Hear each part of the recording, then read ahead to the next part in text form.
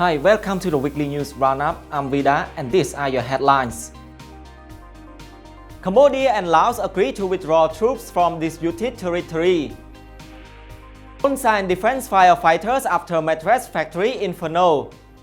Civil society groups to be grilled over microfinance report. Prime Minister Hun Sen keen to eradicate judicial corruption. Future Business Leader Development Program ends. Government unveils plans for city on Boko Mountain. We begin with our top national stories. Cambodia and Laos have agreed to withdraw troops from disputed territory near the border in Phra Vihear province in a bid to ease tension. The Mumbai area in the province Chat district is disputed by Laos. Its troops were encroaching on the Cambodia territory for about 2 weeks. But now the two countries are moving forward with border negotiations. Prime Minister Hun Sen told local media that he spoke with Lao Prime Minister Thongloun Sisoulith on the phone last Saturday. Mr. Hun Sen said the two nations agreed to withdraw soldiers from the disputed area. He said, quote, "I have spoken with Premier Thongloun Sisoulith and we had a good and pleasant conversation." He spoke with Lao Prime Minister Thongloun Sisoulith on the phone last Saturday. Mr. Hun Sen said the two nations agreed to withdraw soldiers from the disputed area. We agreed to withdraw troops from the Mumbai area, which has not yet been demarcated. We will continue to conduct negotiations. Major General Mau Pala, spokesman for the Royal Cambodian Army, on Saturday said senior Lao military officers met with Cambodian military officers to solve the problem.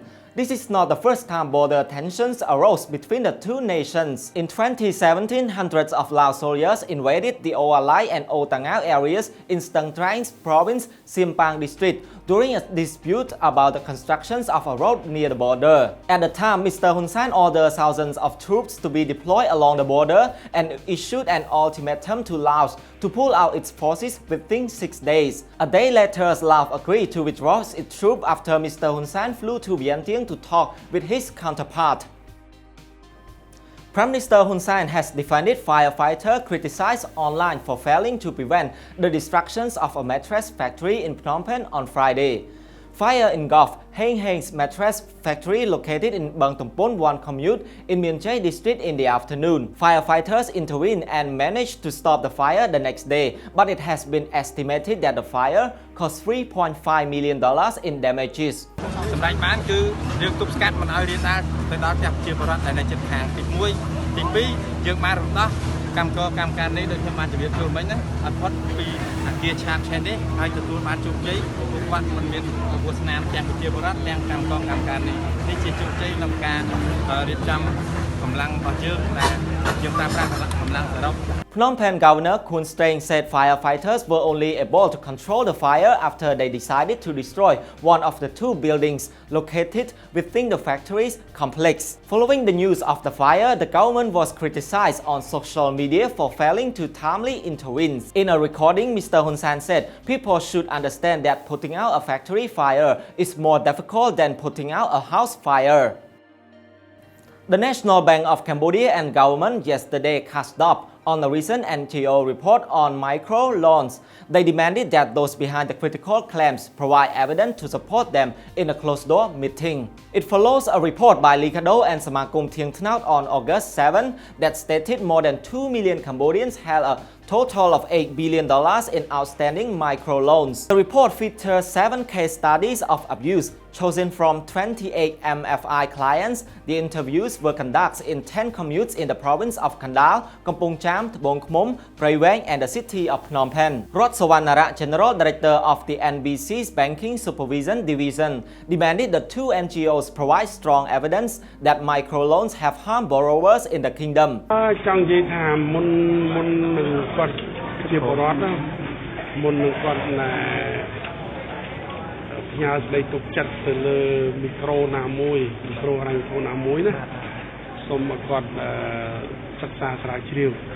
Mr. Sawannara said the report does not represent 2.1 million borrowers in the kingdom.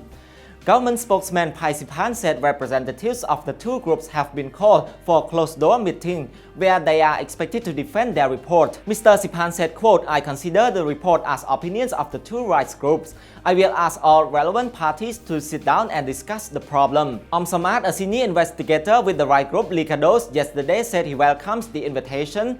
Mr. Samad said, quote, "We had no intention to damage the image of MFI landing. We clearly stated in our report about our sample and the areas where the research was conducted." Prime Minister Hun Sen on Wednesday ordered Justice Minister Ongwong to probe the kingdom judicial system for any corruption and irregularities. Mr. Hun Sen made the order during a Supreme Consultative Council meeting at the Peace Palace. During the meeting, SCC members raised the issue of irregularity within the justice system. Mr. Hun Sen's advisors told reporters that Mr. Hun Sen's legal team will also look into the issue. Mr. Pavirun said that SCC alleged that some judges and prosecutors use lawyers to collect bribes from people and that it's done under the table. He said, quote, "We discussed corruption and irregularity in the judicial system. Prime Minister Hun Sen has ordered the Justice Minister to cooperate with his team of lawyers to monitor irregularities and corruption." Mr. Pavirun noted that next year the SCC will suggest a law to punish officials who do not follow existing laws, directives and decrees. And on to our top business stories. The second edition of Smart Edu University Student Development Program, an initiative that seeks to develop and nurture future leaders in business and other sectors, concluded this week. Participants and guests, which included several high-ranking Cambodian and Malaysian government officials, gathered at Sofitel Phnom Penh, Phuket on Monday for the closing ceremony. Among those present were Minister of Education Hong Chunaron, Malaysian Ambassador to Cambodia Aldin Hassani bin Mohammad Hashim, and Kanchan Beta, Secretary of State at the Ministry of Posts and Telecommunications. Smart Axiata CEO Thomas Han said what amazed him most was the resilience and perseverance of the participants. Mr. Han said, quote, "It was not easy, it was not a walk in the park, but no one quit." Mr. Han said the program fits into the company's visions of nurturing future leaders and talents. He said, quote, "The Smart Edu USDP Bootcamp provides numerous opportunities for Cambodian university students to take on leadership roles in a controlled environment. It equips them with real-life and problem-solving skills. I could not be more impressed with their ideas and hard work." The government yesterday announced plans to build a city in Kampot Province, Boko Mountain, that will become one of the kingdom's main tourist draws. The plans were announced during a workshop held yesterday at Phnom Penh Sokha Hotel, where the master plan for the development was presented to the public. According to the master plan, officially known as Master Plan for Boko City Development Project until 2035, the new city will occupy about 5% of land in Boko National Park, about 9,000 hectares. Chia Supara, the Minister of Land Management, said at a workshop yesterday that the government is now publicizing the project to allow Cambodian citizens to invest. Mr. Supara said Boko City will become one of the most attractive tourist sites in the country and urged Cambodian real estate developers to invest. Boko National Park straddles the provinces of Kampot, Preh Sihanouk and Kampong Speu. Boko City will be a smart, historical and green city. The government said it will be an important hub for eco-tourism activity in the kingdom. This is all for this week. Join us again next time for your weekly dose of our top stories. Don't forget to comment, like, share and follow if you find what you see informative. I'm Vida on behalf of our team. Have a good weekend.